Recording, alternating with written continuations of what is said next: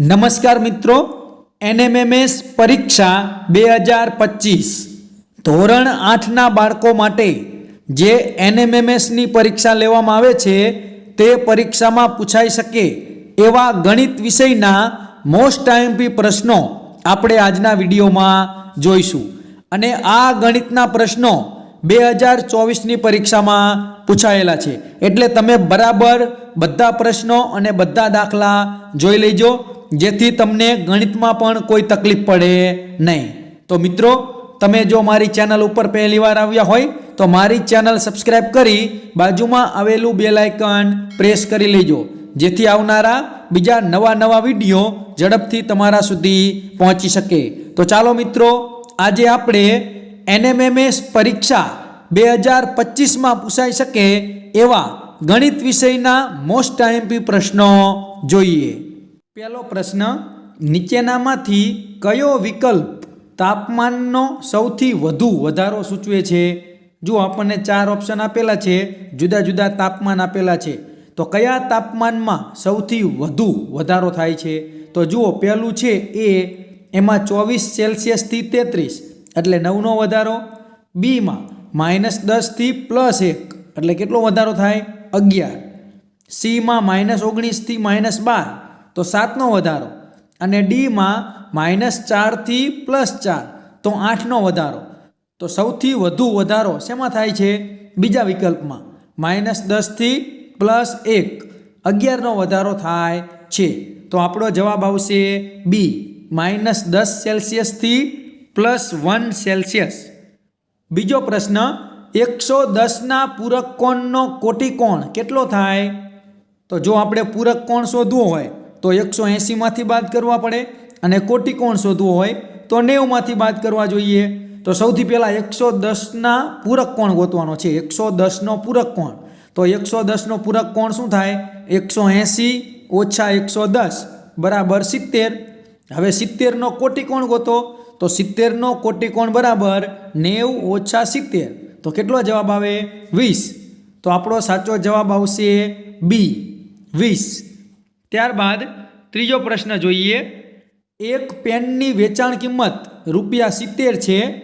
જો દુકાનદારે તેના ઉપર 40% નફો મેળવ્યો હોય તો પેનની પડતર કિંમત કેટલી હશે? આ ₹70 છે, એમાં 40% નફો ઉમેરાઈ ગયેલો છે, તો એ નફો મેળવ્યા પહેલાંની પડતર કિંમત કેટલી હશે? આવો દાખલો જ્યારે પૂછાય તો એની રીત શું હોય? જુઓ, મેં દાખલો ગણેલો છે કે વેચાણ કિંમત 140 હોય ત્યારે પડતર કિંમત ₹100. જ્યારે વેચાણ કિંમત 70 હોય તો પડતર કિંમત કેટલી? તમે ક્રોસ ગુણાકાર કરો. 70 × 100 છેદમાં 140, 0 ઉડાડી દો તો 7 × 100 છેદમાં 14. તમે છેદ ઉડાડશો તો સાચો જવાબ આવશે ₹50. તો આપણો જવાબ બનશે સી, ₹50. તો આ રીતે નફો ખોટના કે વેચાણ કિંમતના પડતર કિંમતના દાખલા હોય એ તમે ગણી શકો છો. અને તમારે પ્રકરણમાં પણ બેઠે બેઠા આવા દાખલા આપેલા છે, તો આ બધા દાખલા તમારે એકવાર જોઈ લેવાના કે નફો મેળવ્યો હોય, ખોટ થયેલી હોય તો કઈ રીતે દાખલો ગણવો એ તમારે જોઈ લેવાનું. ત્યારબાદ ચોથો પ્રશ્ન જોઈએ. સમાંતર બાજુ ચતુષ્કોણના ક્ષેત્રફળ શોધવાનું સૂત્ર કયું હશે?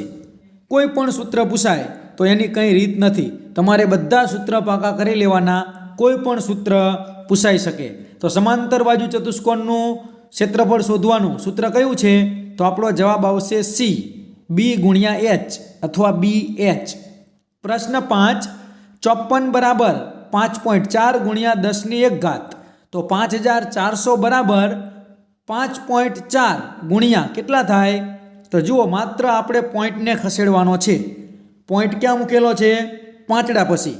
તો પાંચડા પછી પોઈન્ટ મૂકો તો કેટલી વખત તમારે પોઈન્ટ ખસેડવો પડે? જેટલી વખત પોઈન્ટ ખસેડવો પડે એટલા એકડા પછી 0 મૂકવા પડે. તો 1 વખત, 2 વખત ને 3 વખતને પોઈન્ટ ખસેડવો પડે ત્યારે 5400 થાય. 1 વખત પોઈન્ટ ખસેડો તો 54 થાય, 2 વખત પોઈન્ટ ખસેડો તો 540 થાય, અને 3 વખત પોઈન્ટ ખસેડો એટલે 5400 થાય. 3 વખત એટલે એકડાની પાછળ 3 મીંડા 1000 તો શું થાય? 10⁻³ તો આપણો જવાબ આવશે એ 10⁻3. આ દાખલા પણ તમને પાઠ્યપુસ્તકમાં આપેલા છે. ત્યાર પછી આગળ જોઈએ પ્રશ્ન 6, 4⁴ ગુણ્યા 4⁵ કૌંસ ઉપર 1/2 માટે નીચે પૈકી શું સાચું હશે? તો આપણે દાખલો ગણવાનો છે. જુઓ 4⁴ ગુણ્યા 4⁵ તો શું થાય? ઘાતનો સરવાળો. તો 4⁴ + 2 એટલે 4⁶ એના ઉપર 1/2. તો 6/2 કરી દો એટલે 4⁵ જવાબ આવે. તો આપણો સાચો જવાબ આવશે સી 4⁵. ત્યારબાદ 7મો પ્રશ્ન જોઈએ. 3 સેમી ગુણ્યા 3 સેમી ગુણ્યા 3 સેમી માપવાળા 3 સમઘનને બાજુમાં ગોઠવતા બનતા ઘનાકારનું માપ શું થશે? 3 સેમીવાળા 3 સમઘન લેવાના છે. જુઓ મેં આકૃતિ દોરી અને તમને સમજાવ્યું છે કે 3 સેમીવાળા 3 સમઘનને બાજુમાં મૂકી દીધા. તો હવે માપ શું થાય? તો લંબાઈ કેટલી થશે? 3 3 3 એટલે 9 થાય. 3 સેમીના છે બાજુમાં ગોઠવી દો એટલે લંબાઈ કેટલી થઈ જાય? 9 સેમી. પહોળાઈ કેટલી રહે? 3 સેમી. અને ઊંચાઈ પણ કેટલી રહે?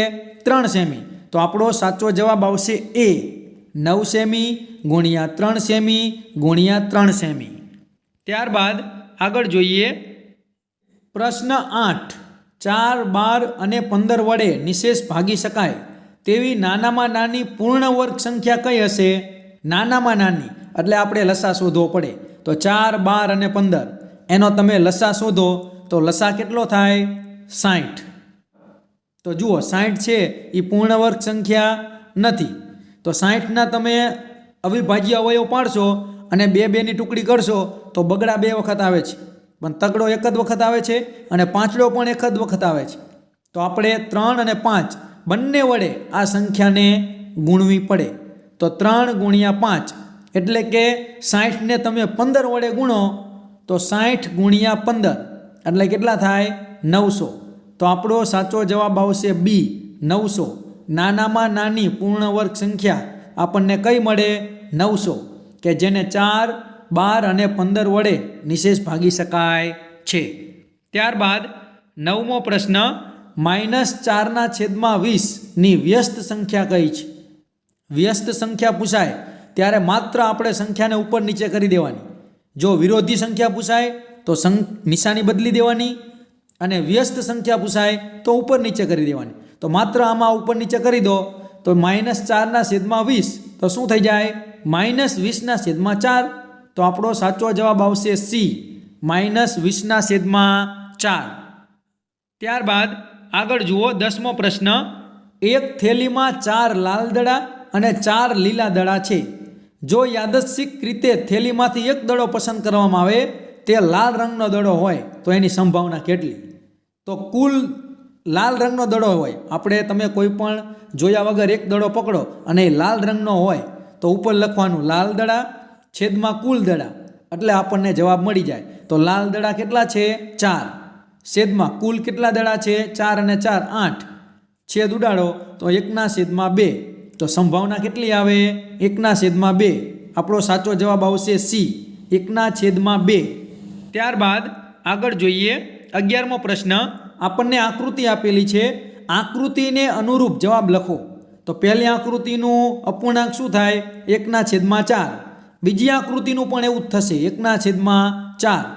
તો બે સરખી છે તો 2 ગુણ્યા 1/4. તો આપણો સાચો જવાબ આવશે એ 2 ગુણ્યા 1/4. ત્યારબાદ આગળ પ્રશ્ન 12, એ સમાંતર બી રેખા એ સમાંતર રેખા બી હોય તો એક્સનું મૂલ્ય શોધો.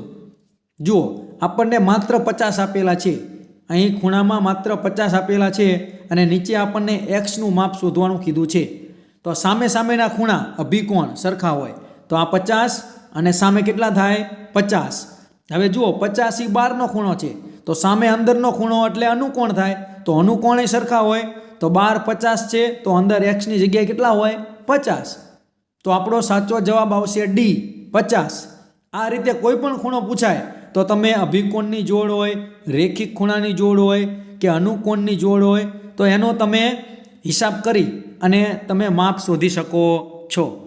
ત્યારબાદ આગળ 13મો પ્રશ્ન, અઠવાડિયામાં ઐતિહાસિક સ્થળની મુલાકાત લેતા પ્રવાસીઓની સંખ્યા નીચે મુજબ છે કે સોમવારે 65 વ્યક્તિ આવે છે, મંગળવારે 72, બુધવારે 98, ગુરુવારે 84, શુક્રવારે 60 અને શનિવારે 108. તો આપણને એવું કીધું છે કે સોમવાર અને શુક્રવારે મુલાકાત લેતા પ્રવાસીઓની સરાસરી શોધો. તો સોમવારે છે 65 અને શુક્રવારે 60. તો 65 વત્તા 60 છેદમાં 2, જેટલાની સરાસરી શોધવી હોય એટલી કુલ ઉપર સંખ્યાનો સરવાળો અને નીચે જેટલી સંખ્યા હોય એટલા અંક.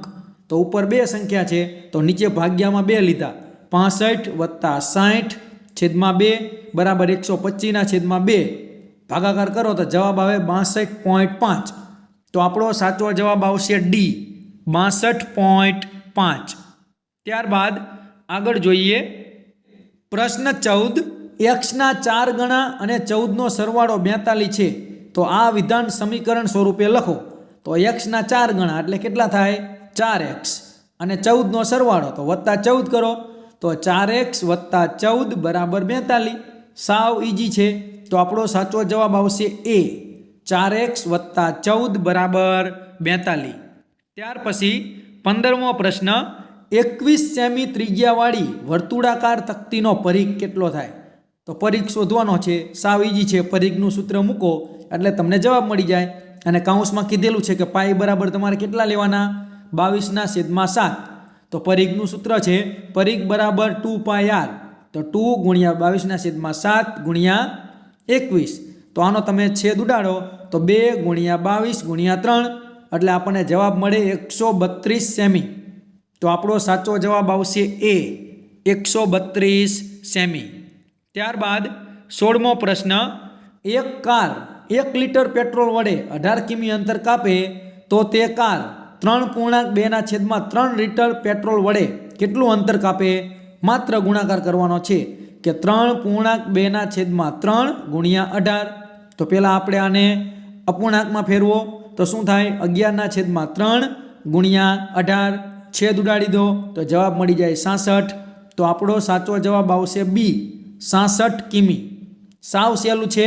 થોડુંક ધ્યાન આપો અને અગાઉના બધા પેપર તમે જોઈ લો તો તમારો એક પણ ગણિતનો પ્રશ્ન ખોટો પડે નહીં.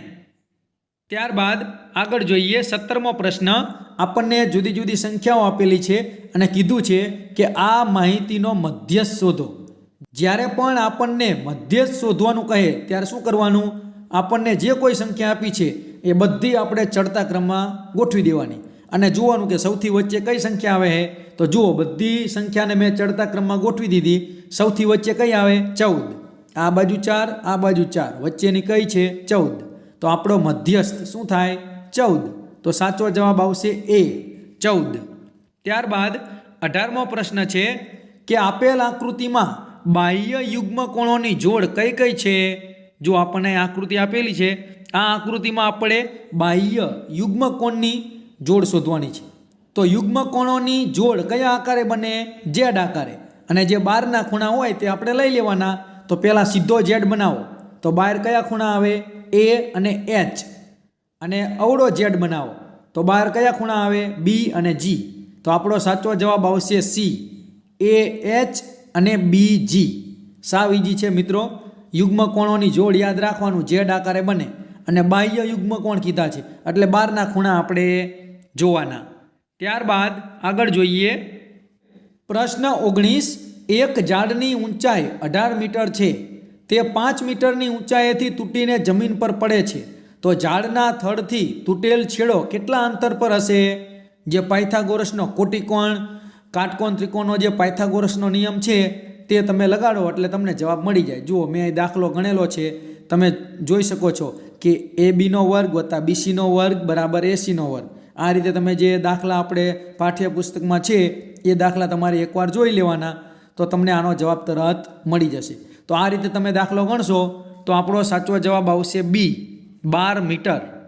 ત્યારબાદ આગળ જોઈએ 20મો પ્રશ્ન, કિંમત શોધો. -9/13 ભાગ્યા -7/11. તો ભાગ્યાને ગુણાકારમાં ફેરવો. -9/13 ગુણ્યા ગુણાકારમાં ફેરવો એટલે પછીની સંખ્યા ઉપર નીચે થઈ જાય. તો 11/-7 ઉપરનો ગુણાકાર ઉપર, નીચેનો નીચે. -99 છેદમાં -91, માઇનસ માઇનસ ઉડી જાય તો 99 છેદમાં 91. તો આપણો સાચો જવાબ આવશે ડી, 99 છેદમાં 91. ત્યારબાદ આગળ જોઈએ પ્રશ્ન 21. વર્ગખંડમાં એક ચોરસ અને એક લંબચોરસ કાળું પાટિયું છે. બંનેના ક્ષેત્રફળ કેવા છે? સરખા. જો ચોરસ કાળા પાટિયાની બાજુનું માપ 60 સેમી હોય અને લંબચોરસ કાળા પાટિયાની લંબાઈ 90 સેમી હોય તો લંબચોરસ કાળા પાટિયાની પહોળાઈ કેટલી થાય? સાવીજી દાખલો છે, માત્ર આપણે સૂત્ર મૂકવાનું છે. આપણને ચોરસની લંબાઈ આપેલી છે, ચોરસની એક બાજુનું માપ આપેલું છે, તો એના આધારે આપણને ચોરસનું ક્ષેત્રફળ મળી જાય. જુઓ મેં અહીંયા સૂત્ર મૂકેલું છે કે ચોરસનું ક્ષેત્રફળ બરાબર લંબાઈ ગુણ્યા લંબાઈ બરાબર 60 ગુણ્યા 60, તો કેટલું થાય? 3600 સેમીનો વર્ગ. અને આપણને દાખલામાં કીધું જ છે કે ચોરસનું ક્ષેત્રફળ છે એટલું જ લંબચોરસનું ક્ષેત્રફળ છે, તો લંબચોરસનું ક્ષેત્રફળ પણ કેટલું થાય? 3600 સેમીનો વર્ગ. તો હવે આગળ તમે જુઓ, હવે આપણે લંબચોરસના ક્ષેત્રફળનું સૂત્ર મૂકીએ કે લંબાઈ ગુણ્યા પહોળાઈ. તો લંબચોરસનું ક્ષેત્રફળ આપેલું છે 3600 સેમીનો વર્ગ બરાબર લંબાઈ આપેલી છે 90 સેમી અને ગુણ્યા પહોળાઈ. તો તમે 90 ને ગુણાકારમાંથી ભાગાકારમાં મોકલો અને બંનેનો ભાગાકાર કરો તો જવાબ આવે 40 સેમી. તો લંબચોરસની પહોળાઈ કેટલી હશે? 40 સેમી. આ રીતે તમે દાખલો ગણી શકો. પ્રશ્ન 22. 5 સેમી ત્રિજ્યા ધરાવતા અર્ધવર્તુળની વ્યાસ સહિત પરિમિતિ શોધો.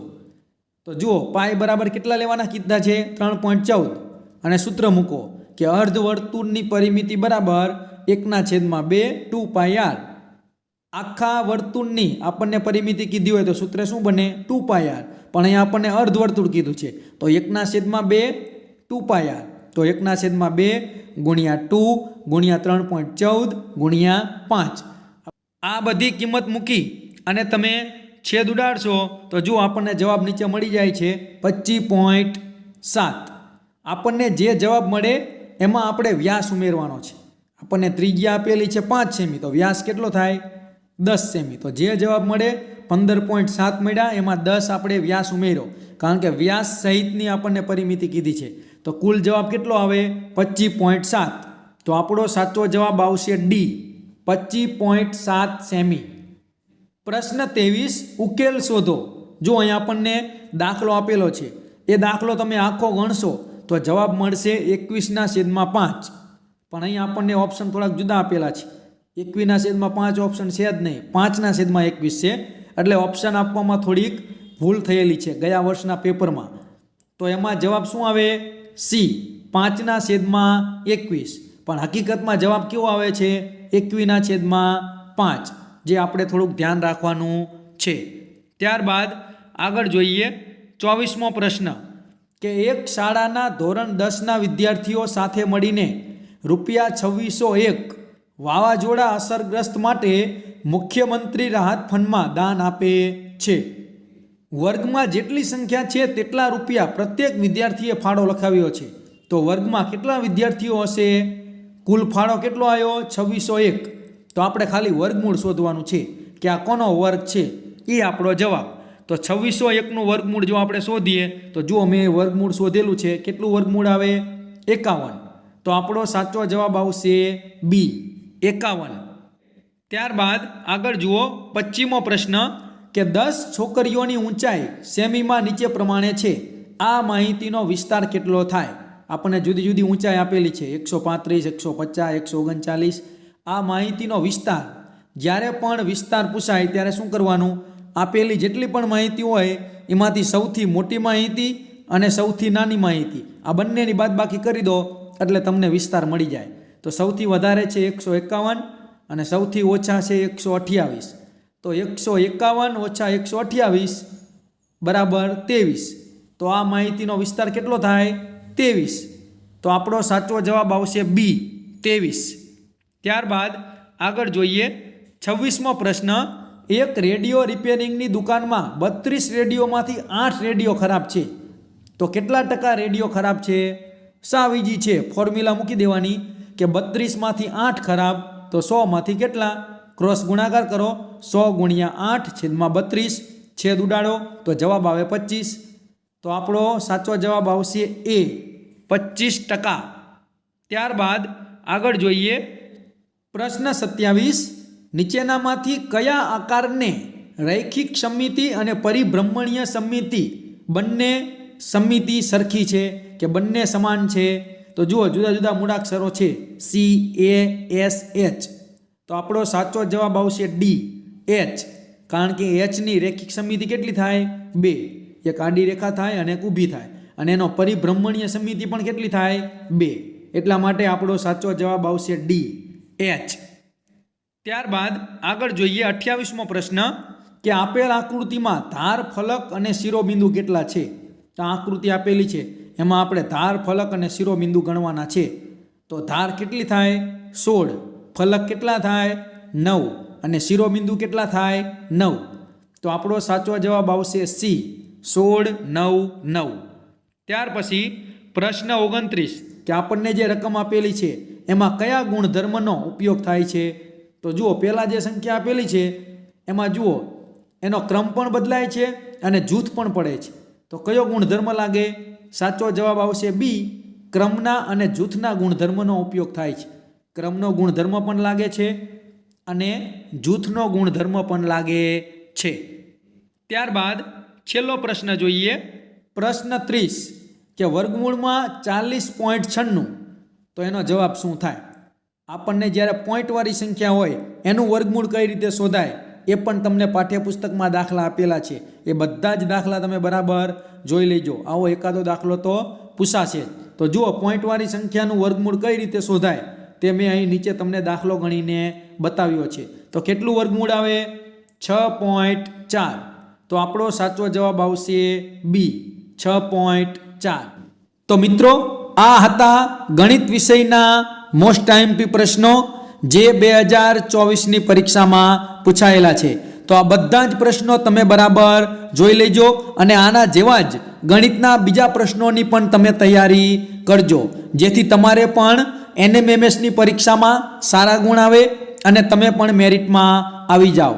તો મિત્રો તમે જો મારી ચેનલ ઉપર પહેલીવાર આવ્યા હોય તો મારી ચેનલ સબસ્ક્રાઇબ કરી બાજુમાં આવેલું બેલ આઇકન પ્રેસ કરી લેજો, જેથી આવનારા બીજા નવા વિડીયો ઝડપથી તમારા સુધી પહોંચી શકે. તો મિત્રો ચેનલ સબસ્ક્રાઇબ કરવાનું ભૂલતા નહીં, અને આ વિડીયો તમને કેવો લાગ્યો એ તમે કોમેન્ટમાં જરૂરથી જણાવજો, અને આ વિડીયો પણ તમે જરૂરથી લાઈક કરજો. Thank you.